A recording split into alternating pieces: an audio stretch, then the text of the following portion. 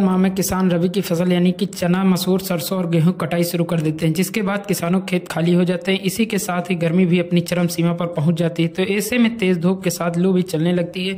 आगे की फसल के लिए किसान मानसून का इंतजार करते हैं, क्योंकि मानसून आने पर ही जुलाई अगस्त के महीने में ही किसान धान की फसल की खेती कर सकते हैं।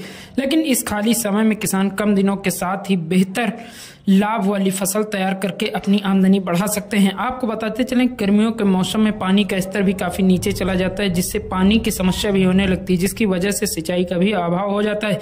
यही कारण है किसान अप्रैल से लेकर जून माह तक किसी भी फसल की खेती नहीं करना चाहिए। परंतु अब किसानों को चिंता करने की कोई जरूरत नहीं है। हम उन्हें ऐसी फसलों के बारे में बताने जा रहे हैं जिसकी खेती करके वह बेहद कम लागत में अधिक मुनाफा कमा सकते हैं।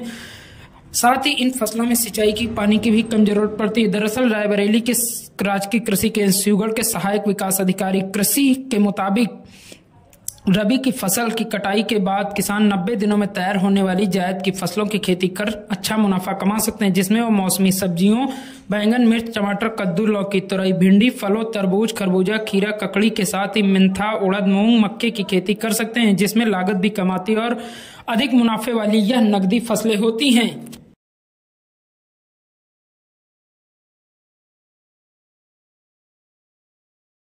सर, रबी की फसल की कटाई हो रही है, इसके बाद किसान के लिए कौन सी फसलें मुफीद होंगी जिनसे उन्हें अधिक मुनाफा हो सकता है? किसान भाई जायद की खेती में उर्द, मूंग, मेंथा इत्यादि की फसलों की खेती कर सकते हैं और कुछ बागवानी वाली फसलें हैं जैसे ककड़ी, खीरा, खरबूजा, इन सब से भी जो है वो लाभ प्राप्त कर सकते हैं।